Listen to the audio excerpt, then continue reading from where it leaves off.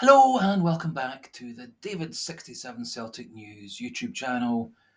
Today's video going to be a wee roundup of the success and failures and how players on loan from Celtic out to other clubs did in the 2023-24 season, particularly updating on the successes, the failures and those where the results were 50-50.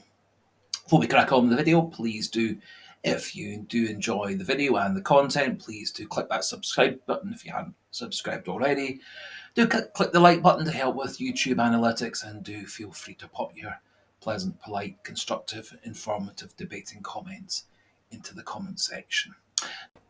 So we had 15 players who went out on loan over the course of the season. I think 6 of those could be deemed a success. Bosun Lawal at Fleetwood Town, Mikey Johnson at West Bromwich Albion, Josh Clark in the second half of the season at Ayr, Johnny Kenny going back on loan to Shamrock Rovers in Ireland, and Kwon going to St Mirren in the second half of the 23-24 season, and finally Matthew Anderson going to our feeder club in Austria, Admira Wacker.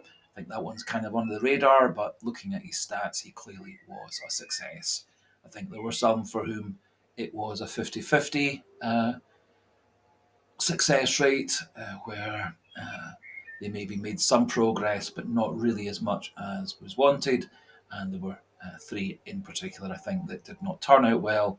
Sead Haksabanovic to Stoke, Adam Montgomery to Fleetwood, then to Motherwell, and finally the Alexandro Bernabe loan to SC Internazionale, which also has not been a success so far. But there is time with Bernabe still for it to be a success. So looking at the ones which would be deemed a success, Bosun Lawal probably is the best example. He went to Fleetwood Town and had an excellent season, 46 games, so pretty much played every single game for Fleetwood, was pretty much their star player. He had a 7.02 match rating for the whole season, 6 goals and 2 assists. He went down to Fleetwood basically as a central defender who could also play right back. He then moved into defensive midfield and also at times pushed forward into central midfield, and has massively improved his passing, intercepting, goal creation, whilst remaining a very good defender. And does come back to Celtic with another 2 years on his contract through to 2026. I think it was quite significant. He became star player for the Republic of Ireland under 21 side, and is now in the full Ireland squad for a friendly later today, and has every chance of making his full international debut for Ireland today.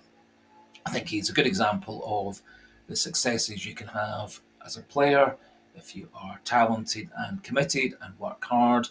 And he does now come back to Celtic with the prospect possibly of going out on a loan for another season to maybe a Scottish Premiership team or an English Championship team to try at that higher level, or may well turn out to be a Celtic squad player. Another player who had a clearly successful loan period was Mikey Johnson in the second half of the 23-24 season. He went down to West Bromwich Albion and was part of their successful run to the playoffs, which unfortunately failed for them at the semi-final stage. Mikey Johnson over that time, 20 appearances, 7 goals, 2 assists, which for Mikey Johnson is pretty amazing numbers. His average rating was 7.18, and he was the player of the month in March in the English Championship, all of which are excellent features. It's not thought that he's coming back to Celtic with a prospect of breaking into Brendan Rodgers' first team squad, and it does appear that West Brom are lining up a bid of 5, 6, 7, 8 million to take him back to the English Championship on a permanent basis to help them in their campaign towards Premiership promotion. Johnson and Celtic are in an interesting position as he does fulfil our homegrown quota for UEFA Champions League quotas of homegrown and Scottish players, and that possibly may be the factor that keeps him at Celtic, and maybe sends a couple of the other young wide players out on loan instead. Another clear success for Celtic was Josh Clark, the young Northern Irish goalkeeper, went off to Ayr under Scott Brown in the second half of the season and became their established first team starter. 12 appearances with 2 clean sheets and conceding 18 goals, which is reasonable in Scottish Championship for a team that was towards the bottom of the table but pushed itself further and further up. And his ratings over those 12 starts for Ayr were 7.09. I think he comes back to Celtic, most likely to go out again on loan, but has very much pushed himself forward as being a potential Celtic goalkeeper of the future if he continues to improve.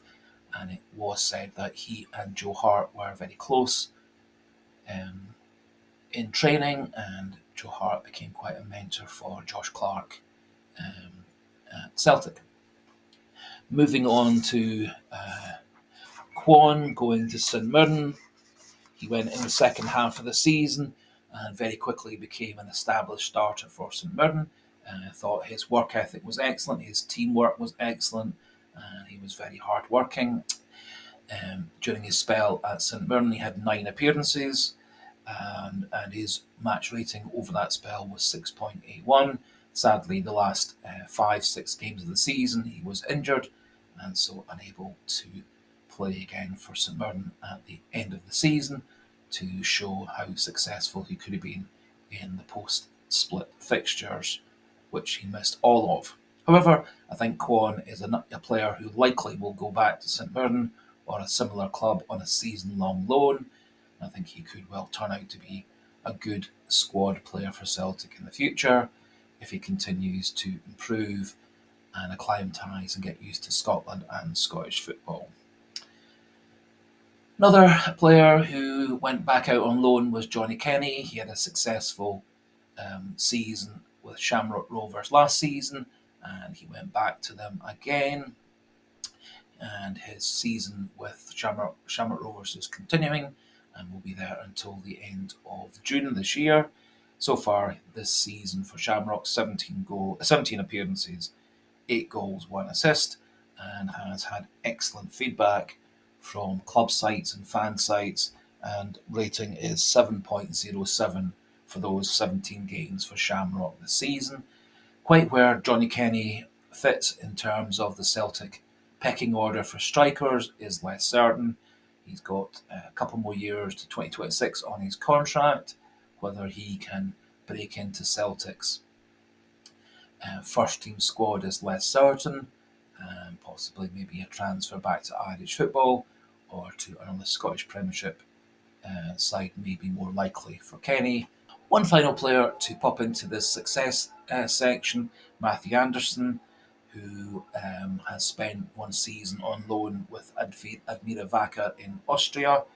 22 games for them, 1 goal, 6 assists. Primarily went as a left back, but played left back, left midfield, right midfield, played also a little as central midfield, and got very, very good feedback from the fan sites and the club in Austria. He can definitely seen as being a success for Celtic. It's thought that he's gained a lot of experience, a lot of maturity, improved his defensive skills, and also created the second string to his bow of being able to play as a conventional midfielder. He's a further year on his contract, and I would expect he, again, will most likely be going off on loan to a Scottish Premiership team, a Scottish Championship team, English Championship team, to try at that higher level, to see whether his improvement and gaining of skills and experience continues to go on and on and on. So we'll next move on to the second section, the ones where pretty much the evidence is 50-50, some improvement, but not really gaining the experience and improvement in skills expected. So in the section of the ones where it's pretty much 50-50, we've got Ben Summers, who had a season-long loan at Dunfermline, Ben McPherson, a season-long loan at Queen's Park, Mackenzie Carse, who went for the second half of the season to Queen's Park, Liam Shaw, who was on loan all season with Wigan in the English First. We've got Toby Olyemo, the goalkeeper who went on loan to Admira Wacker for the season, although only played due to injury in the second half of the season. And finally, Marco Tilio, who went back to Australia, to Melbourne City, and that was for the second half of the season. The Marco Tilio loan in some ways was successful. He had 4 games for Melbourne City, just after coming back from a couple of Olympic qualifying team friendlies. Got straight into the Melbourne City team, played as a sub, then started as a starter. And in his third game of that spell, he was man of the match and scored an absolutely brilliant goal, which is available as a short video on the channel. He got himself injured, missed about 5 weeks of games, came back and got himself injured in his next game back after recovery from the first injury, and has now been out for a couple of months with yet another leg injury. This does appear over the last 18 months to be the way Marco Tilio's career has gone. He's a player with incredible pace, very, very good with the ball at his feet, very, very direct player. Has been a massive success in Australian football. He's moved into the full international squad. Just recently, he's been part of the Australian Olympic team, and I think he is a player when he comes back to Celtic, hopefully fully fit in June, July this year, that we can start to use more and more in our first team. Other possibility is we may send him off on a season-long loan to another Scottish top team, such as Dundee United, Aberdeen, St Mirren, etc., so that he gets games week in, week out, which he may not be able to do if he's got Forest, Kuhn, Palma, Maeda, etc. ahead of him. Moving on, Ben Summers went to Dunfermline. Ben Summers had a couple of games as a sub under Ange Postecoglou at the end of the previous season, and I think Celtic sent him to Dunfermline with high hopes that he would be one of the stars of Dunfermline's team in the Scottish Championship. However, never really panned out. He played all over Dunfermline's midfield, attacking midfield, defensive midfield, central midfield, right side midfield, left side of midfield, and that maybe is the reason that he never really hit the heights with Dunfermline. His rating for the whole season with them 6.81. Played just 20 games with 2 goals, 1 assist. Had 16 starts, and he did kind of fade away after some injury problems and didn't really re-establish himself back in the team. He does still have a couple of years on his Celtic contract, and so I would suspect he'll be out again next season to a similar club, hopefully this time keeping himself fully fit and becoming a full member of a successful Scottish Championship team. Ben McPherson also played a season-long loan, this time with Queen's Park in the Scottish Championship. He primarily is a right back. For Queen's Park, he also doubled up and played left midfield, right midfield. Over the season, 24 appearances with 17 starts. And his season rating for the whole season, all the games, was 6.63. And he too is another player who was kind of in and out of Queen's Park's team, moved positions several times, on the bench sometimes, starting sometimes, and then at the end of the season his appearances for Queen's Park kind of died away, hardly playing in the final quarter of the season, and did not really in the second half of the season kick on as had been expected, with his relative success in the first half of the 23-24 season loan at Queen's Park. It does appear that his contract with Celtic might well now be up, and at this stage is uncertain whether Celtic will be keeping him or letting him go now that his contract has lapsed. Another player who went to Queen's Park on loan in 23-24 was Mackenzie Carse, a very, very promising young central midfielder. He only went for the second half of the season. His rating over the second half of the season with Queen's Park was just 6.59. 9 appearances, but only one of those as a starter, with 1 goal and no assists. Overall, one would have to say that Mackenzie Carse's progress at Queen's Park was rather disappointing.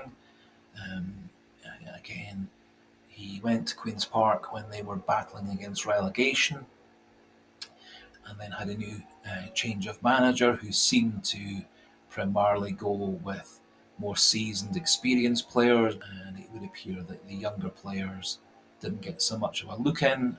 Mackenzie Carse, as I said, 1 start and 8 games as a substitute over that second half of the season. Mackenzie Carse certainly is one of the players that Celtic's academy and Celtic's B team thinks is destined for good success. Has been in and around various different age group international teams for Scotland, and he does have a further year on his contract with Celtic, and so my guess would be he'll be off again next season on a season-long loan. Moving on, also go to Toby Oluyimu, who is our young English goalkeeper. He spent a season-long loan at Mina Vacker, but unfortunately had quite a significant knee injury right at the start, and so missed the first half of the season. However, in the second half of the season, after the winter break in Austria, he did manage to get into their side, playing 9 games as a starter with 5 clean sheets, which is really quite impressive. The feedback from fan sites was positive about Oluyimu's successes as a goalkeeper with Admira Vacar. He too, similar to Ben McPherson, appears that his contract is up.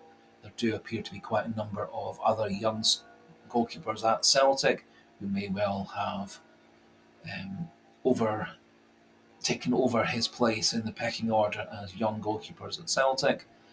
And I do wonder whether Oluyimu may well be moving on from Celtic, although that's yet to be confirmed. And the final one that I put in the 50-50 category was Liam Shaw, player that was signed early in Ange Postecoglou's time at Celtic, and played a few games for Celtic at the start of that season, but then got sent off on loan and has been perpetually on loan ever since. In the 23-24 season, he was sent off to Wigan Athletic, where he did actually start really quite well for Wigan, being a very regular starter and was regularly one of their best players in the spell through October to the end of December, start of January. He had some excellent games for Wigan. Over the whole season, 26 games with 2 assists and no goals, and his season rating was 6.74. He then seemed to fall out of favour at Wigan, and in the last half of the season primarily was a sub, an unused sub, or not even in the matchday squad. It does look like his fate at Celtic is that he'll now be released, although again that is yet to be confirmed. It doesn't seem very useful for a player who's had a couple of seasons away from Celtic, who is that wee bit older, to go out yet again on loan. And so I do wonder whether Celtic cut their losses and end his contract and release him. Moving on to the ones where the loan really didn't work out. First of which is Adam Montgomery. He spent the first half of the season at Fleetwood in the English First Division. He played only 5 times for Fleetwood in that half season. No goals, no assists, and he really couldn't get himself into the first team, couldn't get himself a regular sub place or starting place, and so Celtic recalled him at the end of that first half of his loan and then promptly sent him out to Motherwell. He played one cup game for Motherwell and then had quite a serious calf Achilles injury, which saw him miss the rest of the season. It was thought that Celtic actually were going to release him at that time, but have actually extended his contract to 2027. I think one of the things which is very much in Adam Montgomery's favour is he's very versatile up and down that left side, plays left back, left midfield, plays left wide. He occasionally can even play as a more central role in the attacking zone. And I do think probably what Celtic's intention is to send Montgomery out yet again on loan. Um, Personally, I've never been massively convinced that Adam Montgomery is Celtic quality. He is still young. He still has got that a couple of years really to come through and become a good player. And so I definitely see him going out yet again on loan to maybe another Scottish Premiership side or an English Championship side. One player who really had quite an unsuccessful time was Sead Haksabanovic, went down to play for Stoke in the English Championship, full of an intention to prove Brendan Rodgers wrong, to show that he is a really top quality player. His rating actually for his games for Stoke was 7.04. However, 21 appearances with them, 1 goal and 2 assists. He did actually have a couple of man of the match performances for Stoke, but very much dropped out of the first team squad. And I do wonder whether there's a problem with his attitude and him fitting in teams. And certainly the fan site feedback was that Haksabanovic kind of blew hot and cold, some games very good, and lots of games pretty awful.